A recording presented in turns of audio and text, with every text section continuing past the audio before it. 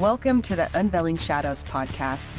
I'm your host, Kimberly Mosby. Join me as I dive into powerful stories of resilience and strength. In each episode, I sit down with guests who have faced similar journeys of coercive control, financial manipulation, and personal invasion. Together, we uncover the shadows, share our experiences, and inspire others to reclaim their lives. Tune in, listen, and be a part of the community that stands tall against the forces that seek to control us. Hi, everyone. Did you know that Trudeau's father was Fidel Castro? I didn't either until I watched this video from The People's Voice, my friend Sean. So we're going to watch this together, and let me share my screen. Canadian Prime Minister Justin Trudeau has become the latest high-profile globalist stooge to be sacrificed as public fury towards the global elite reaches a tipping point. Behind the scenes, powerful forces forced Trudeau into resignation, citing the ongoing investigation into alleged crimes against children and his role as a puppet for a shadowy network of elites. Despite the political theatre of his tearful resignation speech, this is only the beginning for Justin Trudeau. For years, he's been controlled by compromising material held over him. Now, the real question is, can he strike a deal with his handlers and maintain his freedom? Or will he spend the rest of his life fighting criminal charges and facing time behind bars? Before we dive in, join the People's Voice Locals community if you haven't already, and sign up to become a member of the world's first ever cyber nation. The truth is being laid bare, and it's about to expose the system of elite paedophilia practiced by the global elites. Reporting by the People's Voice and a select few other independent news outlets finally broke the damn wall, leading to a massive outpouring of damning evidence linking Trudeau to historical child sex crimes. The people of Canada have woken up to the truth. They know their Prime Minister is a puppet, controlled by blackmail. Before Trudeau's resignation announcement on Monday, the Liberal Party's approval rating had plummeted to an all-time historic low of just 16%. So last night over dinner, I told my kids about the decision that I'm sharing with you today. I intend to resign as party leader, as Prime Minister, after the party selects its next leader through a robust, nationwide, competitive process. Last night, I asked the president of the Liberal Party to begin that process. This country deserves a real choice in the next election, and it has become clear to me that if I'm having to fight internal battles, I cannot be the best option in that election. Trudeau mentioned internal battles, but that barely scratches the surface of what he's actually facing. Trudeau thinks he can escape his fate by running and hiding from the people, but resigning is not enough. Anything short of Justin Trudeau being arrested and tried before a court of law is a failure, because this man is a terrorist against his own people. He made countless good and innocent people suffer deeply psychologically, physically, and financially. He destroyed livelihoods, stole incomes, harassed his own citizens, and devastated small businesses. Sounds like the United States government, doesn't it? Or governments globally. Like this is the global agenda. He locked people in their homes, silenced dissenters, froze the bank accounts of protesters, and criminalized freedom of expression. He harmed children through unnecessary school closures, forced compliance with harmful mandates, and supported the chemical and physical castration of children under the guise of gender ideology. He imported terrorists, neglected public safety, divided families, eroded trust in institutions, and stripped away freedoms that generations fought to protect. You name it, he did it. All while promising sunny ways, playing dress-ups, and masquerading as a champion of equality and progress. In reality, he was an authoritarian tyrant just like his father Fidel Castro. Wow. Determined to crush dissent, impoverish the nation, and eliminate personal freedom. This shows how much we don't know, right? On va s'en sortir de cette pandémie par la vaccination. Puis on en connaît tous des gens qui sont en train d'hésiter un petit peu. On va continuer d'essayer de les convaincre. Mais il y a aussi des gens qui sont farouchement opposés à la vaccination. Qui sont extrémistes. Qui ne croient pas dans la science, qui sont souvent misogynes, souvent racistes aussi. C'est un petit groupe, mais qui prend de la place. Et là, il faut faire un choix en tant que leader, en tant que pays. Est-ce qu'on Est-ce qu'on tolère ces gens-là ou est-ce qu'on dit, ben voyons, la plupart des gens, presque 80% des Québécois ont fait ce qu'il fallait faire, se sont fait vacciner, on veut revenir aux choses qu'on aime faire. C'est pas ces gens-là qui vont nous bloquer. Maintenant, on est dans une... What do Bill Gates and Canadian Prime Minister Justin Trudeau have in common? They both have a habit of laughing in the least appropriate moments. Yep. They were both raised by powerful far-left fathers who initiated them into the global elite. And they were both divorced by their wives because they are elite globalist pedophiles.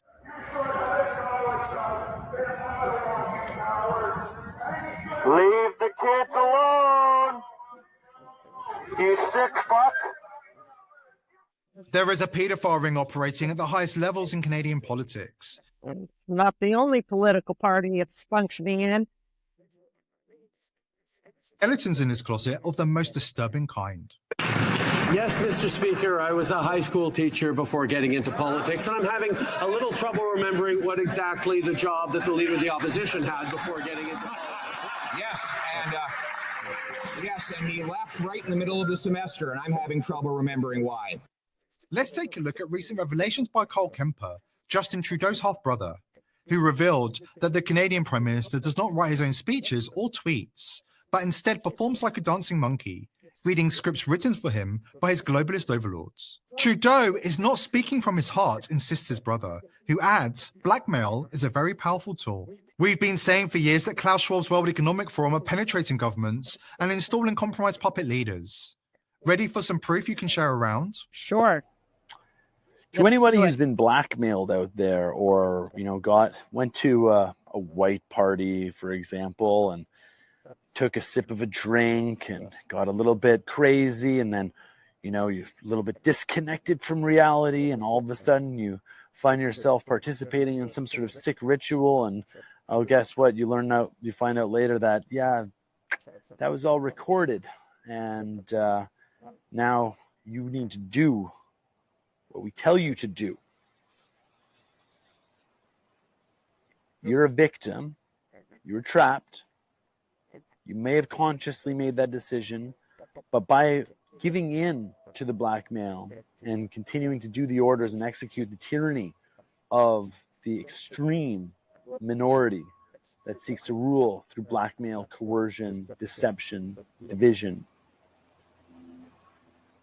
release yourself from them. First, apologize to yourself, forgive yourself, be thankful for that experience. It's tough, and then love thyself, but move forward. And remember, your right action, you can never doubt yourself for taking right action. And you're not alone. There's a lot of people that have been blackmailed and set up and offered deals. And some of you consciously took it because it was the cool thing to do, or you could see, the riches, the wealth, the power. But it's not worth it. Nope. It's not worth it. And you're actively contributing to a parasitic That's a good word. energy that is rotting and hindering the growth of planet Earth And humanity. and civilization, humanity. When you look at the history of people like Jeffrey Epstein, what their role was, to trap people and blackmail people. And you think about a lifetime of opulence and opportunity, you're probably you make mistakes or you get coerced into doing something bad. And I've heard from, multiple people, not specific to Justin, but of situations where, all of a sudden it's this girl comes out of nowhere and she's on it and you're in a special room or a special house. And it's come on, let's do that. Oh, you're married, but they're pushing and they're trying to make something happen. And this is how when a camera's on there, then it's recorded and you're blackmailed. And so blackmail is a very powerful tool. Those with keen memories will remember that Trudeau's entry into politics in 2008 was dogged by a scandal from his days as a teacher at Vancouver's elite West Point Grey Academy. Before we get into the allegations that Trudeau is desperate to cover up, it's worth making note of a couple of facts. Christopher Charles Ingvaldson, a teacher at West Point Grey Academy who also went to college with Trudeau, was found guilty of child pornography charges after being caught directing an international paedophile ring. This man was Justin Trudeau's best friend at the time. Justin Trudeau and Ingvaldson have been closely linked since their days as roommates at college, and after completing their teaching degrees, they both received job offers from West Point Grey Academy. After becoming Prime Minister, Justin Trudeau encouraged Ingvaldson to run for political office as a member of the Liberal Party. Since we're going to be talking about preparing for a time of crisis, we have a brand new sponsor, All Family Pharma.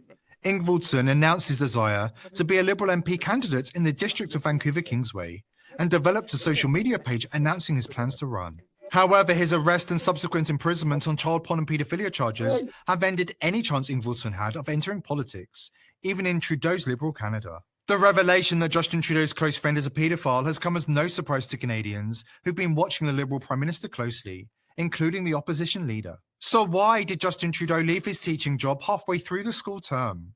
Spoiler alert, it involves a very young victim. And she was far from the only one.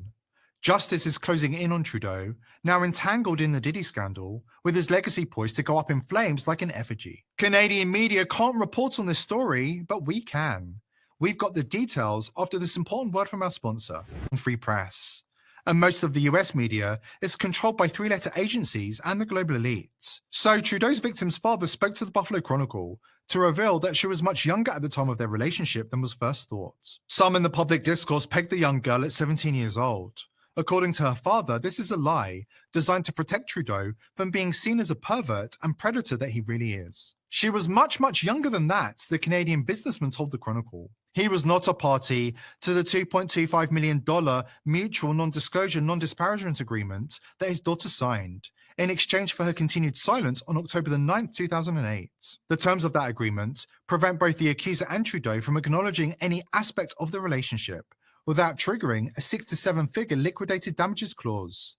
That penalty starts at $500,000 and scales up, depending on the magnitude of the breach. At the time, the family was told that the school's standard employment agreement included confidentiality terms that would be binding on Trudeau after his departure. As a matter of policy, Grey Point does not comment on personnel matters, especially when they involve the current Prime Minister. At the time, Canada's age of consent was 14 years old. In 2008, Prime Minister Stephen Harper had that law changed, raising the age to 16, where the law sits today. Still, Canada outlaws sex between adults and people younger than 18 when the adult is in a position of responsibility for the well-being of that child. Trudeau's behaviour was illegal at the time, just like his behaviour in the company of disgraced music mogul Sean Diddy Combs, who had a knack for befriending powerful figures and identifying their weaknesses, whether it was drugs, sex, or in many cases, young children. Diddy has been placed on suicide watch while he awaits trial after being accused of a sickening array of charges, including sex trafficking for the notorious freak-off parties, with elite engaged in degrading and bizarre sexual rituals. The FBI are scrambling to cover up damaging footage of Trudeau, the Obamas, and other VIP elites engaged in depraved sex acts with minors, including underage pop stars, according to witnesses who were present during some of their worst excesses. The sheer amount of dirt Diddy has on incredibly powerful people makes it certain that, like Jeffrey Epstein, he'll be silenced before he ever makes it to trial. Freak-off parties are nothing new for the elite. Just ask the Rothschild family, who've been hosting their own twisted version of Diddy's degrading orgies for centuries. Or you could ask Jeffrey Epstein's circle, Prince Andrew, Bill Gates, Bill Clinton, and countless other high-powered members of the global elite. The elite are a cabal of sick pedophiles and sexual sadists, and Stanley Kubrick was killed for sharing what he knew about their control system in the movie Eyes Wide Shut. Kubrick would have rolled his eyes at the allegations leveled at Diddy because some things don't change. The federal indictment alleges that he electronically recorded freak-off parties, which featured a variety of controlled substances given to victims to keep them obedient and compliant. Adrenochrome was procured from young and traumatized victims, and while the federal indictment does not use the word, it does admit that Diddy would allegedly give victims IV fluids to recover from physical exertion and drug use. The federal indictment added that the music mogul would use the recordings he had as collateral to ensure the continued obedience and silence of the victims. The recordings were even more useful when it came to blackmailing the perpetrators, who all happened to be household name entertainment industry and political elites, including, allegedly, Diddy's long-term friends, the Obamas, and other world leaders, including Trudeau. Actor Jim Caviezel, who played the role of Jesus in Mel Gibson's epic Passion of the Christ, has gone on the record, admitting that children are being kidnapped and trafficked by Hollywood elites. Caviezel addressed the issue of child trafficking in Hollywood, revealing that entertainment industry elites are raping and murdering children for adrenochrome. There's a synthetic form and there's a regular natural form, which is caused by torturing little kids to get their adrenaline up, essentially, and then extracting it from them. When you sit and meet, and so I brought this up a few years ago, and all of a sudden I was attacked by every media. Look it up. It's there. They absolutely went after me. And the next day, I never heard from my agency for 14 months. My lawyers let me go. My agency never called me after that, and essentially I was done. And so when we go and do movies like this, you spend a great deal of time with agents, working with them. I didn't realize the connection, though, to my industry and to Epstein Island and all of that. But obviously there is. Obviously. Caviezel's not the only celebrity blowing the whistle on the depraved vice of the elites. In 2016, WikiLeaks emails confirmed what many people had long suspected. Hillary Clinton worships Moloch, the pagan god of child sacrifice. Suddenly, her connection to convicted child trafficker Lori Silsby makes more sense, as does the State Department pedophile ring cover-up while she was Secretary of State. High-level whistleblowers, including Mel Gibson. So if you guys don't know, the photo is a photo of Bohemian Grove, and that's where they do a lot of their sick and twisted shit. Directed Caviezel in The Passion of the Christ have also gone on the record denouncing Hollywood as a den of parasites who feast on the blood of kids. Hollywood studios are drenched in the blood of innocent children, according to Gibson, who claimed the consumption of baby blood is so popular in Hollywood that it basically operates as a currency of its own. Many global Illuminati members are addicted to the thrill of the sport as it satisfies their sexual perversions. It also assists in traumatizing mind control victims because the Luciferian rituals follow the dictum, do as thou wilt. So I want to say something. On one of these social media platforms, I think it was Substack, there was a video of pieces of pizza being sold on Etsy. One had a $9,000 price. The other ones had a $3,000 and a $2,000 price for a piece of pizza.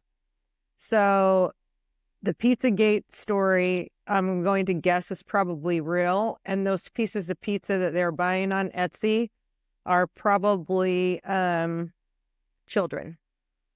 In these elite circles, there are no rules. Anything goes.